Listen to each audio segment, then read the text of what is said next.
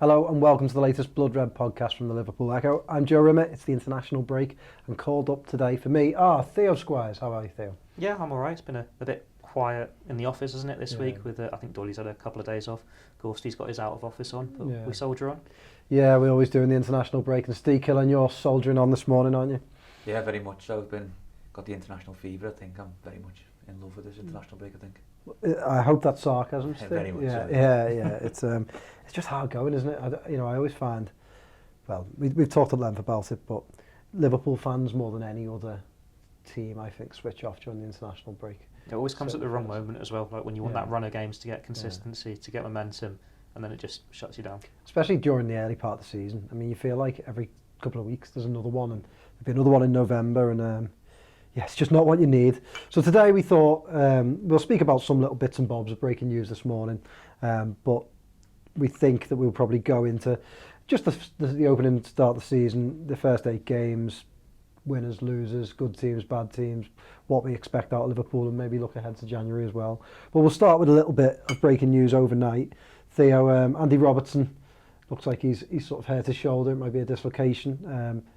I mean, international breaks are always bad, but these are the reasons why people really dislike them, don't they? Because this is a real blow for Liverpool. Yeah, Andy Robertson, he's a key player, isn't he? He's barely missed a game under Jurgen Klopp. I think that's the reason Kostas Tsimikas has barely had a look, and he's only started like 18 Premier League games in his entire Liverpool career, and it's that injury that you didn't want it to be one of the key players. If it was one of the fringe ones, you can sort of get by for a few weeks. But when there was that big debate in the summer on whether Liverpool should sign a centre-back, and let's be honest, it was a left-sided centre-back who would have covered for the left-back position. It would have competed with Tsimikas and Robertson. So to have Robertson now struck down, you'd imagine, if best-case scenario, you're looking at a few games where he's going to be out. Steve Clarke said, we're hoping he could be back for the November international break. Well, that's still a month where Liverpool could be without him. And while you've got Tsimikas to cover in the interim, you're looking really short behind him there. Luke Chambers, he didn't really play much in pre-season because of injury. He was linked with a move away. He made his debut in the League Cup game against Leicester. I think maybe he could start now against Bournemouth. Joe Gomez is an alternative, but one defensive injury away there, and Liverpool looking really short. And when they're not exactly been solid defensively so far this season, it's the last thing they need. Well, that was the worry, wasn't it, Steve, going into the season, that it felt like Liverpool had made some good signings in the summer, but they also hadn't really gone as far perhaps as they needed to, and in doing so left themselves with that in that precarious position of 1-2 injuries. What do you think of Tsimikas? Do you trust him to fill that role? I mean, there's a bit more asked of that player now, isn't there, with the way Trent moves into midfield? You have to be a bit more defensively minded. Yeah, and I think we've seen it against Leicester. He's not entirely comfortable in some positions, in some instances in the game, and I think Liverpool fans are sort of, the jury's very much still out on him, and there is a case there to maybe, it's going to have to be a bit of patience with him as well, but he has shown some frailties, and he obviously sort of got dispossessed for the goal against Leicester, and sort of comes at a bad time for Robertson, because he'll obviously be festering over that mistake that sort of led to Brighton's equaliser, and I just think it's a big opportunity for Tsimikas, and it's almost parallels with what Robertson had when he came in with Moreno. It's a chance for him to cement a space, because he's never really had a solid run of games. Yeah, he's always sort of rotated. I'm not sure on Tsimikas. I think attacking wise, he's great. You know, I really like some of his crossing. He's got a different style, I think, to Robertson in the sense that I think Tsimikas likes to get to the byline a bit more, likes to sort of lift them up a little more, whereas Robertson whips them from deeper. But defensively, I just don't think he's as switched on as Robertson. I think that's a worry. The other piece of news this morning, Max Eberl, the old RB Leipzig director of football, linked with Liverpool. Some reports in Bild claiming that Liverpool have made contact with him, but Bayern Munich are also interested.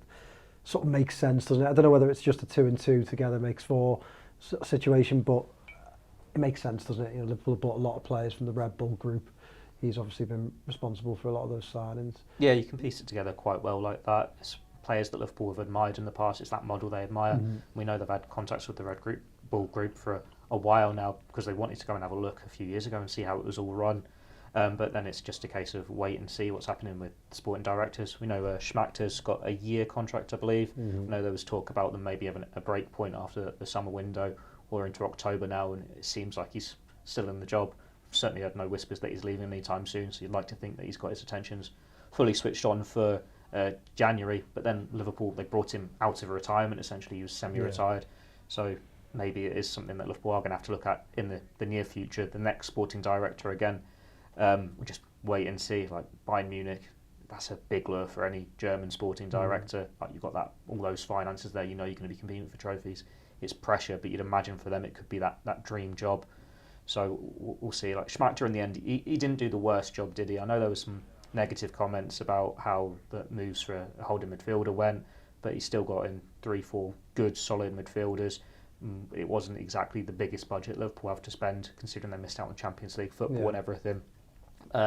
So yeah, just wait and see what happens in January. See what goes on beyond that. But Smacker, I just don't feel strongly that he wasn't good in the summer. I think like he did, you know, if that had been Julian Ward, I don't think we would have been really critiquing him and complaining. I think Smacker, because of his reputation, is getting a little bit more negativity towards him. I mean, I think if you look at it, the Dominic Szoboszlai deal now looks like a masterstroke, and you know he moved quickly, got him over a couple of days. McAllister, I think, was obviously set up before he came in, but you know, Endo, well, he was cheap, wasn't he? So I don't think you look at Endo and go, well, he's not really the making of Smacker, is he? And they got Gravenberch over the line, and I know they had to bide their time, but I think anyone would have had to bide their time over him. So, like you say, with the budget he probably had to work with, I think he's probably, even if 3 out of those 4 work out. And there's a rethink along the way as well, wasn't there? Like the fact that they had to go, we need more midfielders because we lost Fabinho and Henderson. Yeah. Like that wasn't planned. So for Liverpool to have to readjust completely, when we know they would have been looking at a defender before that, it wasn't the easiest for summer for them. They still built a very good midfield out of it, even if you're looking at it and going, they still need a holding man. In Caicedo, Lavia, whatever you think about that, I think I look at it like, obviously Chelsea laid the groundwork for Caicedo over a number of months, well before Smacker was at Liverpool, and well before he had a chance to sort of enter that race. He probably didn't even know he could have been in that race until they'd sold Fabinho and Henderson, and then suddenly Liverpool go, we've got the money, and I think they were strung along by an agent. Yeah, sounds like that, doesn't it? Yeah, I don't think that was Smacker completely misreading the situation. I just think they were strung along. And then Lavia, well, I just think that probably Liverpool, and again, this isn't Smacker, but Liverpool as a club decided, you know what, we don't want to go higher than a certain price. And Klopp certainly didn't think he was worth what he went for in the end. Has he even played for Chelsea yet? I know he's had an injury. It's not exactly something you're missing out on there. Like if he comes to Liverpool, gets that injury, you're easing him in and you lose him for a couple of months, then it's like, what have we done here? We've signed a Naby Keita. Then you're giving even more stick to Smacker for it happening in the first place. Yeah, so it's a difficult one, isn't it? But you know, they definitely need a sporting direction to stay. I think the challenge for someone like Max Eberl is that you go from Leipzig, where you can probably take more chances and you can probably buy younger players, and some of them might work out, but the good ones that do, you sell them on. But if he goes to Liverpool or he does go to Bayern, I mean, probably Bayern even more so, because you look at Gravenberch, he didn't get really the chance there, did he? You can't take as many gambles. You've got to be right, haven't you, more often than not? Yeah, I think so. It's very much like a litmus test with these sort of players, isn't it, where they don't really have a sink or swim, and whereas with Leipzig and Germany in particular, you have enough time to bed in, and there's maybe not so much pressure. But I think with Smacker, he came in cold almost, didn't he, where he was out. Yeah. It's like Theo said, he was semi-retired, and then but with Eberl, he sort of seems to make sense. It seems like he aligns a lot more with Liverpool's sort of current philosophy, that young player.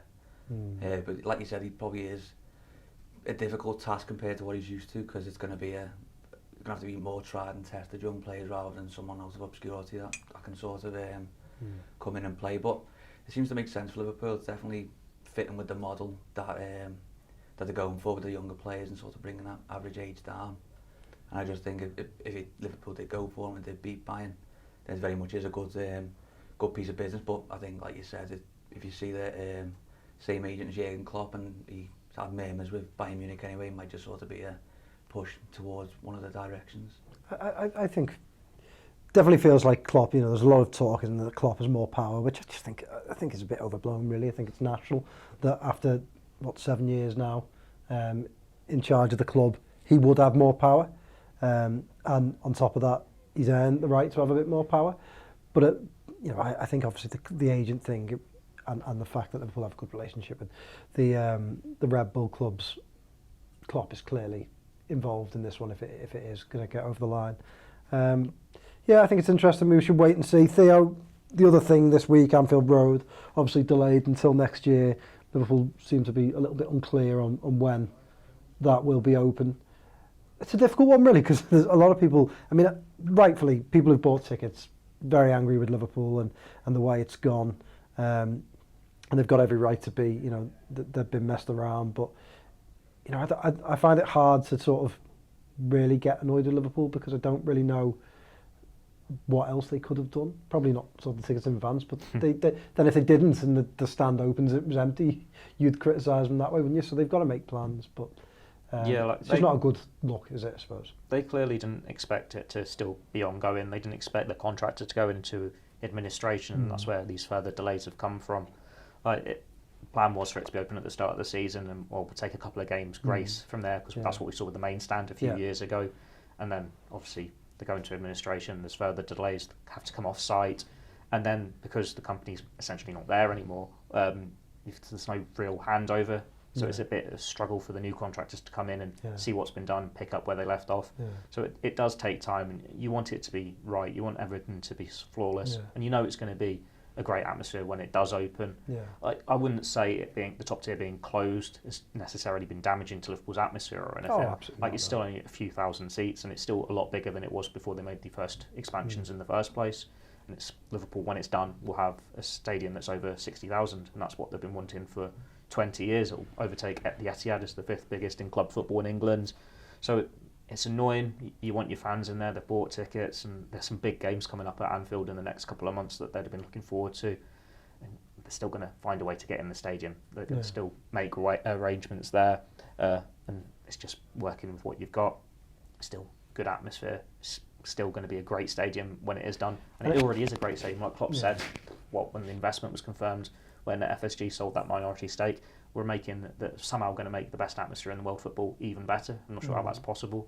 So it's frustrating, but it's going to be exciting when it is done. Yeah, it is. It's just about biding time. I mean, Steve, I look at Anfield, you know, I'm 35, been going for a long time, and I look at the way it's developed now, and if you bring a friend over that's never been, you're proud to show them, you know, that you walk around the stadium, the immediate surrounding area just looks a fit to hold a football match of, you know, the calibre that Liverpool hold. I mean, it is a magnificent place. Frustration, but is there much more Liverpool could have done? I don't know.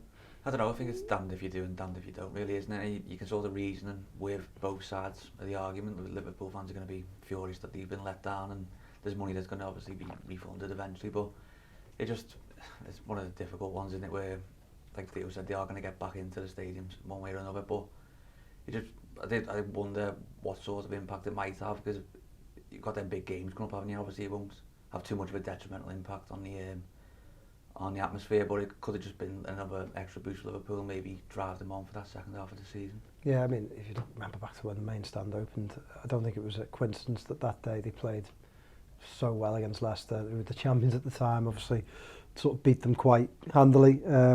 So it will be good when it opens. I'm sure we'll have more of that on the Echo website. So let's look at the first 8 games of the season. Going back, Theo, to the opening day against Chelsea, 1-1 draw. Going into that game, what were your hopes and expectations for Liverpool, especially in the early part of the season? You know, did you have some reservations about some of the positions, or were you quite optimistic about what they could do?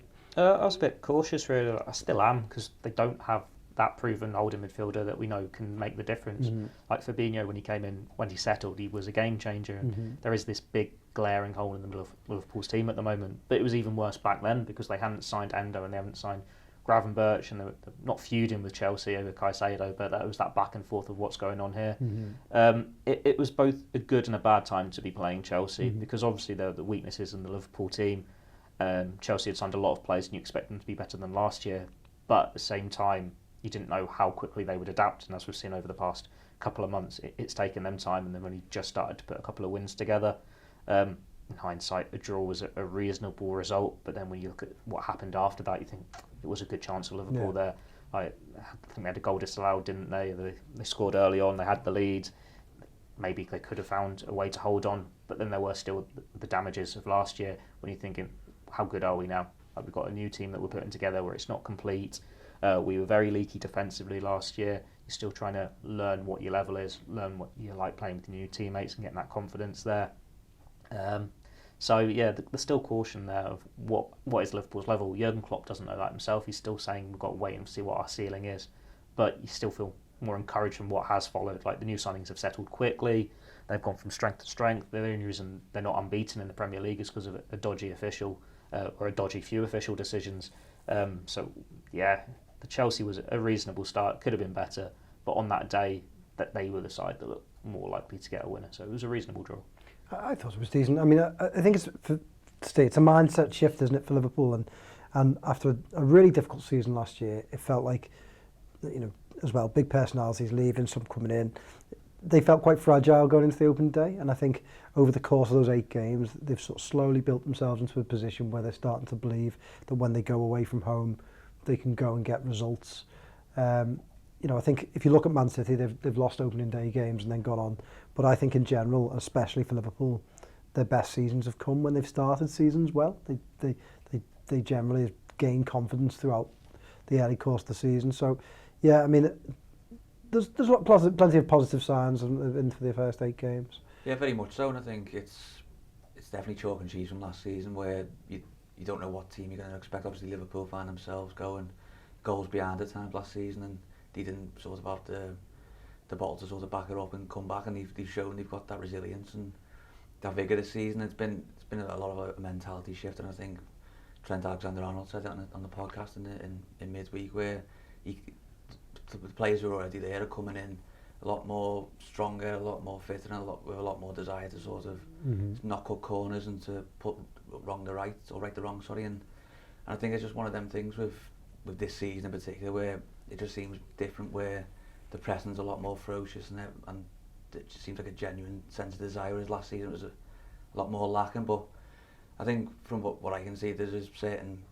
fallbacks and drawbacks from what Liverpool have shown, where they're dropping standards against Union in the Europa League, and it sort of carries that hangover on for 35 minutes against Brighton, and then the lapses in concentration at the back to sort of go from maybe having a 3-1 lead to a 2-2 draw. And it's just, if you're trying to battle with City and the teams at the top of the league, you can't really afford to drop those points, which Liverpool know well more than most teams. That's the sort of situation that you're in.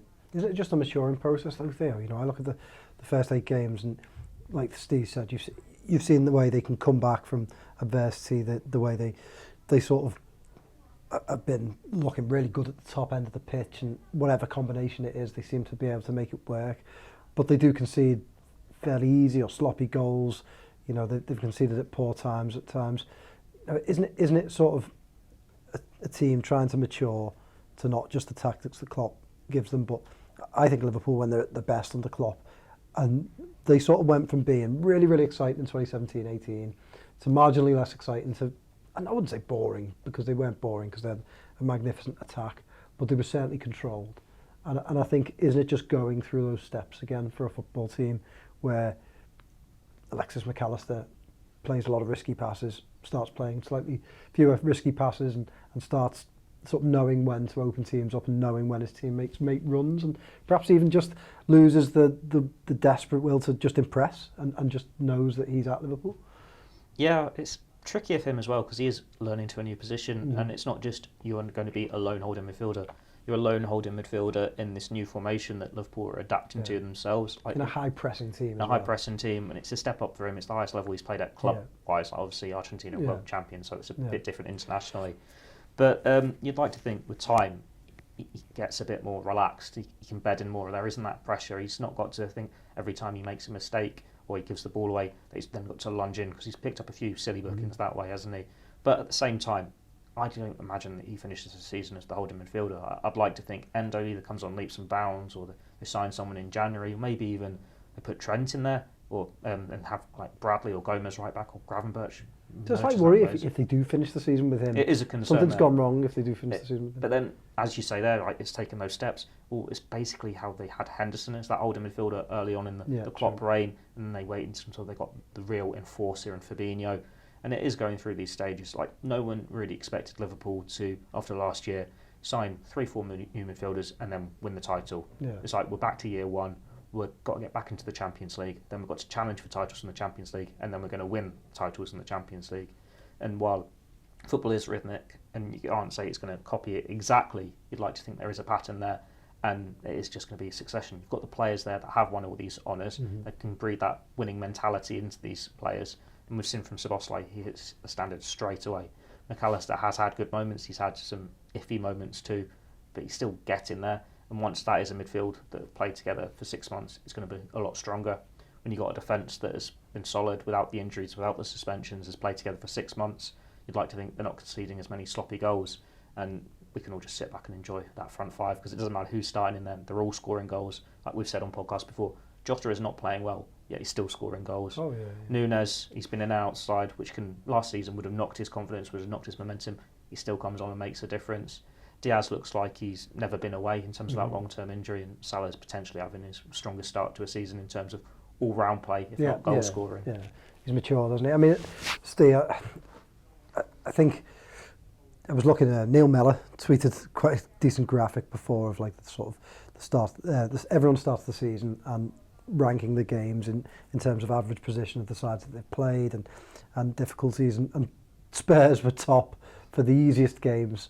And I hadn't quite realised until I heard on a different podcast the other day when we were talking about Spurs that they've played Sheffield United, Luton and Burnley so far this season. I mean, if you think about promoted teams, they're probably three, and I don't mean this disrespectfully, but probably three of the weaker promoted teams that we've seen come up at any one time. You know? The only reason all three aren't going down is if Bournemouth are worse. Yeah, I mean, it's one of them's been beaten 8-0 already. Burnley look like they're playing completely different, the wrong style of football for them, and Luton, you know, fair play to them for getting to where they are, but they don't feel like they're going to feel like the League One side, don't they? Yeah, exactly. So I hadn't quite realised that Liverpool haven't played a single one of those teams. Tottenham have played all three. I mean, when you look at it like that, Steve, people get very excited, don't they? And I understand Tottenham fans obviously very excited. Liverpool fans were excited after, say, 4 games. But when you step back a bit and you look at the next run of fixtures Liverpool have got, it makes it a little bit more positive, doesn't it? Because you look at it and think, well, Liverpool will hope to pick up, I think, from the next 4, they would probably be hoping for almost maximum points, wouldn't they? Yeah, and I think when you sort of play the teams that Liverpool have played, if you play them and lose, you go into these sort of games twitching and nervous. Yeah, yeah. And with you going into these games where, on the back of Brighton, they're probably centre as agents where they want to put things right. But I think with playing the likes of Chelsea, Spurs and Newcastle, they're all among the top 4, top 6. They're going to be looking to sort of lay down a marker, and they're being doubted week to week, and they're showing that they shouldn't be written off. And I think it's very much now the case where they go into these games and hopefully these teams will be fearing Liverpool, where you play these lesser teams. And I think we've seen it against Sheffield United from the early kickoffs when they first got promoted back to the Premier League. There's very much a team on the front foot putting Liverpool under pressure, and Liverpool sort of struggled at times, but he came through it in the end by a bit of a dodgy own goal by Dean Henderson, wasn't it? But I think Liverpool will be looking to sort of smash through it and send a message to the rest of the Premier League that what you can do, well, we can do just as good. Yeah, I think that's a good point. I think playing those teams in the maybe the first 2 or 3 games is not the best time to play them, because like you said, they come up with a bit of confidence. Especially with Fulham as well. Yeah, exactly. Saw it at Brentford as well, didn't we? Yeah. Looking to bounce into the Premier League, and that their fans are up for it. But then after sort of, when you play them, hopefully now, when Liverpool are playing them in October, November, December, they've suffered quite a few defeats. They've started realising the level that they're playing at. Injuries, tiredness, they're not big squads. Yeah, exactly. Yeah, so Liverpool can hopefully turn the screw. I mean, we talked on the last podcast, and I'd stick with this. I still think, from what we were saying before, Liverpool's the process of their team and maturing, and I do feel, Theo, that they've gone back to 2017, 2018, and they're sort of working their way back to where they are. But I think this time they could do it quicker. I'm not sure whether you agree, but I think they could do it quicker because, like you mentioned before, they've got players in the squad who've won big trophies, who can pull their teammates along with them. They've got huge characters like Salah. You know, Klopp built that team basically from scratch, didn't he? You know, and he's not having to do that this time. And I do wonder with this season if it's one of those seasons where you've got like almost a transitional season in the Premier League, where Man City perhaps after selling a couple of people and bringing a couple of people in, they sort of suffer a few more defeats. Tottenham become a surprise package, but whether they stick around, you know, can Liverpool sort of jump in there? Arsenal, are they that good? What do you think? Is is that something they could do? I think they should be aiming to do that. I think 10 pieces of the puzzle are there. The one thing they're lacking is that enforcer in midfield. Yeah. If they had that proven holding midfielder, you'd say they're title contenders. Absolutely. You're not just, are we going for fourth? Are we going to have a good start to the season? We can build on fourth. Yeah. Like we've seen in McAllister and Szoboszlai, those are two very good number 8 midfielders. Even if we're not seeing McAllister in that role, there's Jones and Elliott playing well when they're coming in. The back four, it just needs some games together to really get some form going, get some clean sheets going. But Alisson's in the best form of his Liverpool career by far. Some of the saves he's making at the moment are absolutely incredible week on week. We've already touched on that front five. It's a very good starting 11 almost. It's just that one position that you need filling. And they've got the squad depth, like a few injuries into the season now, and the bench is looking a bit lighter. But a couple of weeks ago, it was looking so strong when you were leaving players out of the squad. That team, that group, can challenge a Man City. They can challenge Arsenal. They can challenge Spurs, whoever you want to throw in that mix and go for the title. It's just about having that little bit of luck, getting the results at the good times, having the players free from injury. Maybe they get a number 6 in January and you can have that Diaz impact when they nearly went for the quadruple. Like, you need that fresh body in there to give them momentum. We saw it in 17-18 with Van Dijk. When Liverpool were scoring goals for fun, they weren't quite at it defensively, but then you put that right defensive player in it and it clicks. Yeah. So we'll see what they do in January, and that can determine what they can actually achieve this season. Yeah. But even if there isn't a season where they are challenged for the title come May and it is just settling for 3rd, 4th, you're fairly confident they're going to be even better next year. Like, granted, Salah and Van Dijk are then a year older, but then so are your younger players like your Joneses, your Szoboszlais, your Trent, for example, as well. And when it's going to be a big thing to replace Van Dijk, replace Salah when that time comes, you're looking at a couple of years down the line when everyone else has moved along, and then whoever comes in, it starts that cycle again. Yeah. We've got the experience, we've won trophies. Let's keep on and build this team. Like, if your transitional period only proves to be 1 year, you've done very well. Yeah, yeah. I think Theo touched on something there, Steve, that I think is really important that people sort of overlook is that luck does play a huge part. And I always think that big teams and the best teams and the most attacking teams, or the ones that put most pressure on their opponents, they do make their own luck. You know, there's no... People talk about United getting penalties in the 90s, early noughties. Well, that's because probably they dominated so many games at Old Trafford that they were going to win more penalties. And down the other end, there was fewer incidents that could catch them out, and the odd ones that don't get given, well, that's because there aren't many for referees to make decisions on. This feels different this year because I feel for all of Liverpool's good play, I can't really remember a game that they've had a great deal of luck in. And you look at teams like Tottenham, they've had big slice of luck with us. They scored last minute winner, didn't they, against Sheffield United? Scored 2 in stoppage time, didn't they? 2 in stoppage time, sorry, yeah. And then Arsenal, the City game the other day, I actually thought Arsenal played really well, but their winner was a huge slice of luck. And Liverpool had that when they won titles, and then they won the Champions League and stuff. You hang on in key moments, don't you? And big players pull you out of trouble. But it does feel weird because it feels like luck has kind of abandoned Liverpool this season. And if they can get a bit more luck, it would certainly change things for them, wouldn't it, Steve? I think the old cliche is it does even out throughout the rest of the season, doesn't it? I think. Do you think that? No, no, I'm sorry. Not at all. But that's not the cliche goes. Yeah, I think it's a load of nonsense. But I think there's been far too many seasons where Liverpool have sort of missed out on that transitional season where the big dogs sort of fall away and you see Leicester or someone swooping in surprise. I think last season Liverpool were only missing 1 or 2 missing pieces to sort of be a challenging team. Obviously, luck wasn't on Liverpool's side last season, but I think this season is very much a massive season. If you see Rodri goes out to the team at Manchester City and they drop in standards, and the luck will run out for the teams who are enjoying that stroke of fortune at the minute. I think it's one of them seasons for Liverpool where you look back and you watch the Premier League years and you think, how haven't Liverpool been in and around it when those teams have somehow managed to win the leagues and they haven't? Liverpool's ups always seem to coincide with another great team, isn't it? Yeah, I think this is the perfect season for Liverpool, and they've shown they've been maybe 75-80% of the team they can be.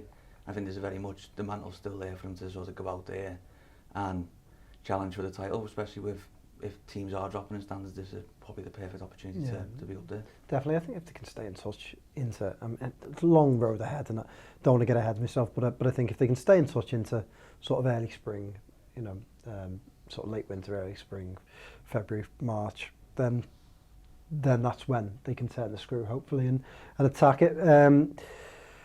Other teams that have impressed you, Theo? Tottenham obviously have done very well. Anyone impressed you? Anyone not impressed you so far this season? United haven't impressed me. They've been poor. I think their signings have been poor, haven't they? Signings have been poor. Like, on paper, they look like they'd signed well. Yeah. Like, jury's always going to be out on whether it was the right call to get rid of De Gea and bring in Onana, but like Mount was a good signing. Yeah. The striker Holland, is that how you pronounce it? You know, is it the Danish lad? Holland, He looks good, doesn't he? But then they've had injuries as well, so we're talking about luck. Yeah. If United have got a consistent back four, aren't they, and they're not having to play Johnny Evans and Harry Maguire, maybe they're in a better position. Chelsea, another team that haven't impressed me. I know we can say the teams that have impressed, and you look at Arsenal and Spurs, but as we just pointed out here, they've had the easier fixtures.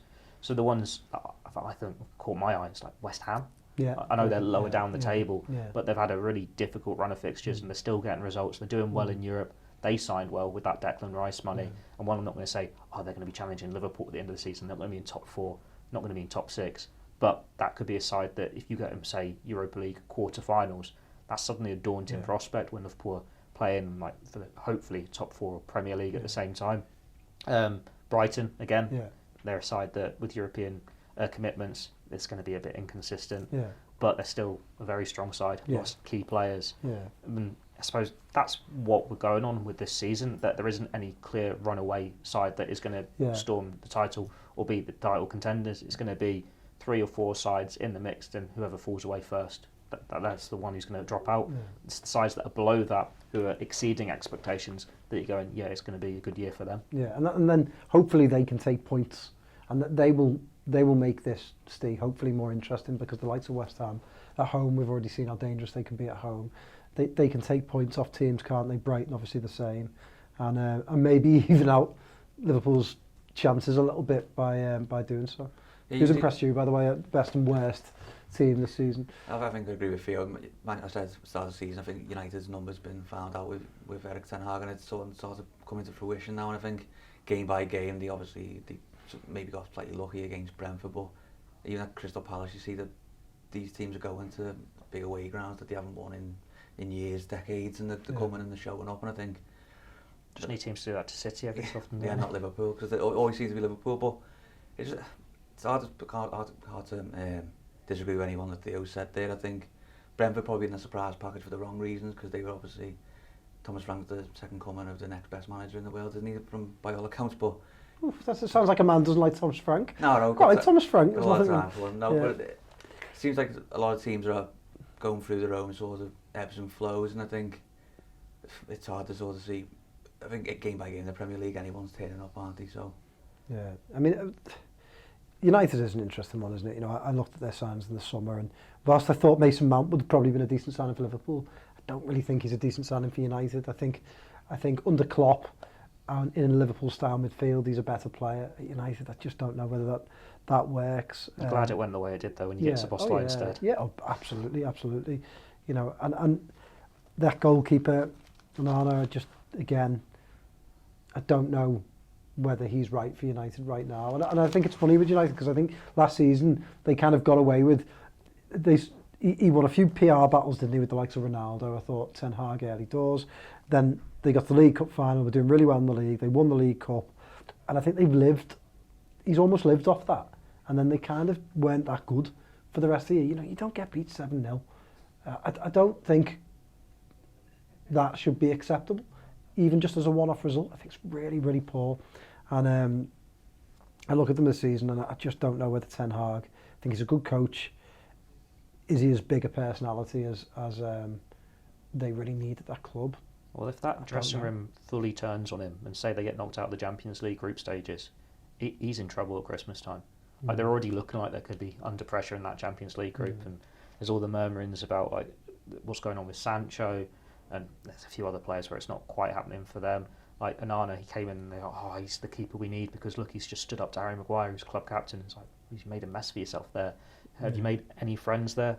Do you really embarrass your club captain? Whether you think he's good, bad, or, you know, like, the jury was always out on Henderson, wasn't it? Let's face it. But like, would it have been good for, like, I don't know, a midfielder to come in and give Henderson a dressing down in front of everyone? It doesn't, you know, Maguire's confidence has been fragile for the best part of a year. That's not going to help him, is it? No, it's not. It's like that's why there is something wrong with that Man United camp, and we're in danger of doing what we did on Monday now and turning into the Blood United podcast. I think it's interesting talking about Liverpool's rivals and where they're at, and compared to last season when I thought these teams got ahead of Liverpool, but I don't really think they're necessarily what's happening were that far ahead. At United would never happen under Klopp at Liverpool. He's that strong manager. He's got a unity there. He's in control of absolutely everything. And while he's this laughing, joking, give you a hug manager, if you step out of line, you're out the door. And that's what happened with Mamadou Sakho for reasons we don't quite understand. Like, we know he broke a few rules, but it's never really come out what actually happened. But I'm sorry to interrupt, but I don't think in that maybe that much did happen. I just think that Klopp thought, well, something could happen here, and I'm not taking any chances. I want people who buy in. Yeah, exactly. That's the power he took. Whereas United, they had no choice over Ronaldo. He made the decision, and then they spun it PR-wise. Oh, we've made the decision to get rid of him because we didn't play him for a few games. And they've had other battles there as well. It's just a mess of a club, and it has been for pretty much ever since Ferguson retired. And they've gone through these stages where they have competed for a little bit, and when they've dropped off. And under Ten Hag, they built it up as he can be our Klopp. He can be the one that brings in this new dynasty, gets us right up to the standards we want. It's just not happening. And he's got a lot of players that he's had when he was at Ajax. Well, Ajax are a mess now, and they have been behind the scenes for a while. It's just not maybe going in that direction they want. But then they've tried managers who have had that authority before, like Mourinho, like Van Gaal, and it's not worked either. Like Tottenham have had that same issue. We go for these big name managers, and it's just not worked for whatever reason. They've not been right for the club. Sometimes it just doesn't click, and Ange seems to have clicked for Spurs, and we all know 7-8 years ago Jurgen Klopp clicked for Liverpool. Yeah. We won't spend too much more time discussing about United. Best and worst for Liverpool this season in terms of players, Steve. Who stood out? Who probably... Worst is quite difficult, isn't it? Because I don't think there's anyone that's stumped the place out. But there's probably some people that could do with a little bit of improvement.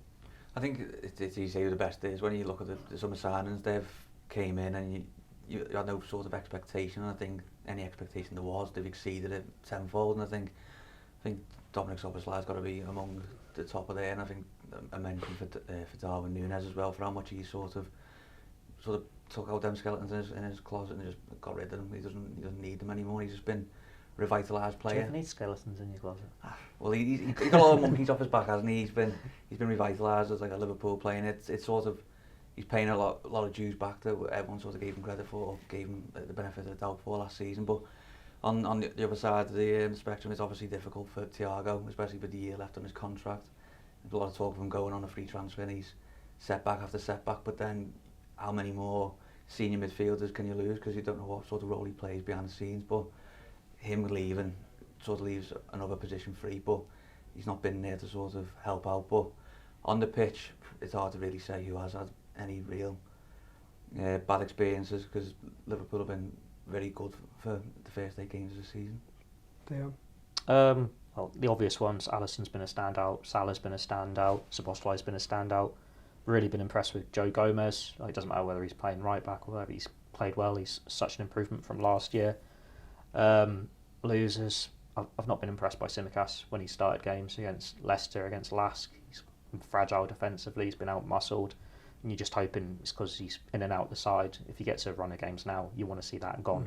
Get some rhythm, get some momentum there, and show why you got a new contract. To be fair to him as well, I think alongside a settled defence, but the one thing the asterisk I would always put on against any sort of Europa League game at the moment, or League Cup game, is any of these players that come in after play with such heavily rotated, especially with a big Europa.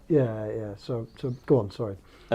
Jota, you can't really call him a loser because he's still scoring goals, but he's not played well. Like, he seemed to have a good pre-season. You think you could be first choice here for the start of the season, and he sort of dropped down the pecking order. He's still getting the goals, but no one's picking him as the first choice.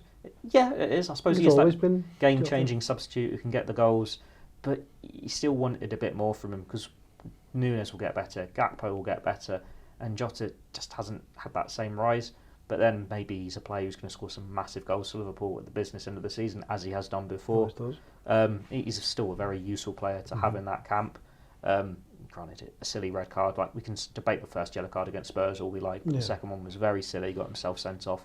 That was at a bad time for his side and left Liverpool short against Brighton as well. Like, you're looking at that bench against Brighton, and there was no one who you could bring on to go and win us the game. That would have been a role for Jota. But then, other than like Thiago, like Bajcetic, there isn't really any losers there, because Liverpool, they're either at your expectations or exceeding them slightly, depending how optimistic, pessimistic you are. Like, Bajcetic has taken a step back with these injuries. Like, last year, he was first choice. It's like, great, we've got a number 6 now. He's Fabinho's replacement. He is the future. But now, even if he shrugs off these setbacks and he's fit, you don't see him getting in that starting 11 for a while. Like, he's going to take time to get back up to the standard, to get ahead of the players who are the new signings, the likes of Jones and Elliott, who are in confidence and in form. But he's still only a teenager. He doesn't need to be this overnight sensation. It might be one where we see him play like 10 starts in a season for a couple of years, and then he comes again. But for the majority of the squad, it's been a very good start, and that's why Liverpool have had a good start to the season, and certainly a massive improvement on last year. Absolutely, yeah. Go along with that. Szoboszlai's been brilliant, all round. An absolute winner. Darwin Núñez, I think, has been a winner, just in the sense that, I agree with you, Steve. I think there's been a bit of a mentality shift. I think it's starting to look like he feels like he belongs. Salah is just outrageous. I mean, his numbers are always great, aren't they? But even when he doesn't score every game, he's involved in everything good Liverpool do, and is always decisive. So those three, probably my first three, but Gomez, obviously, for obvious reasons, has been good. I think Matip has been a little bit of a winner, in the sense that he's got himself back into the team, and by the same token as Konate, done as well as perhaps he'd hoped. I think Konate might have wanted to be a sort of a guaranteed starter, and that's not happened. So the other one, I think, the difficult one, I thought Jones has played well, but I think Elliott, I just look at Elliott now and wonder. I think it was a big opportunity for him in the last game, obviously brought off in half time, and it just doesn't look like he quite fits. And that's my big worry for Elliott now. Is I really like him in terms of his technique, but I think he's been found out a little bit in terms of on the right hand side, cutting on his left. I think teams limit him doing that a little bit and push him wide, where he's not. He doesn't quite have the pace or the strength to sort of impact on the game as much, and I just wonder where Liverpool use him next. So January could be huge, because Salah will go off to AFCON. Yeah. Will he be the right winger, or will they use the recognised options and still keep him as a midfield player? If we're talking winners, Szoboszlai as well. Szoboszlai can play there as well. Yeah. We're talking winners. We've got to throw Kwanzaa in there as well. He's had a great start to the season. Only played a few games. So it's on loan at Bristol Rovers. Yeah. I still think Liverpool need a new centre back, in terms of Matip will probably go next summer. Van Dijk's older, but you're not necessarily going, we need a young one to be that fifth choice. Yeah. You can look more for like a Ragnar Klavan who can do a job, or someone who can be, like, you're taking Matip's place in the squad, you could be first choice now, as opposed to being a bit more conservative. Yeah, I think Kwanzaa needs to do that over a course of a season to convince me that that's what they'd have to do. But I certainly think it's very promising. I would like to see more of him. Certainly the Europa League is great. The Europa League can be great for some of these young players, and it's great for him, as is the League Cup. So we'll start wrapping this up, but really quickly before we do, Steve, what will we be saying next time we're sitting here international break, thinking of something to talk about? Will we be saying, brilliant start to the season, could have done better? What do you think of the next fixtures? I'm going to sit on the fence, I don't know, but I can't be sitting on the fence. No fence sitting here. Come on, get off the fence. I don't accept it. I'm going to bring the pessimism out. Pessimism out? Yeah, it all depends on how Liverpool come back. That's fence sitting. I'm and ahhing, and I think we could be sitting here in a similar position. I think Liverpool have been very good in aspects, but I think there is still those other side things where there's not entirely 100% where they're nailed on, where they can be relied upon. Because you've seen against Brighton, obviously they had a 2-1 lead, it could have been 3-1, but took the foot off the gas, and there's still some slight errors in the defence, and I just think there's going to be a few more problems to come, especially with we don't know how long Robertson's out for as well. Everton, Brentford, Luton, those types of teams to come. Theo, are you going to be Mr. Pessimism like Steve? Or No, I reckon it's a really nice run of fixtures coming up. Was it 3 of them at home? Luton away, slightly more daunting just because it is away. It's a big test for them, like, welcome that. And they did all right against Spurs at the weekend. Granted, that was, 10 men. But you'd like to think, as you said earlier in the podcast, Liverpool get 10, 12 points out of this. And when Arsenal are going to have a tougher run, Spurs are going to have a tougher run, City are going to have a tougher run, you're looking at top 2 at the end of this month, surely. Under this run going into the Arsenal break. And then what are you being welcomed back to after November break? Man City away. That is your test. Yeah, if you can make sure you are in top 2, you have an unbeaten run, and then you go into the Etihad, come at us, boys. We're going to make a massive statement here. If you then get a result at the Etihad, and they haven't in the Premier League, I don't think, under Klopp, apart from his first season, we're knowing whether we're talking about Liverpool or They got a draw there one year, didn't they? I remember them getting a draw. I was there. But yeah, they don't get many points there. Yeah, but that is the chance. Build some confidence now. Keep the rest of your squad injury free. More goals for the forwards. Get a couple of clean sheets in there.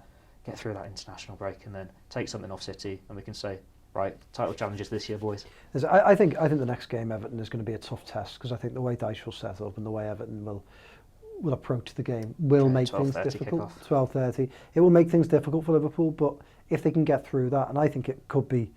It wasn't last year's derby, it was the year before, where it was just a bit of a rubbish game and Liverpool scored late on. Robertson, am I right in saying? Yes, that was late in the season, wasn't it? It was 2-0. Origi scored as well. Late on.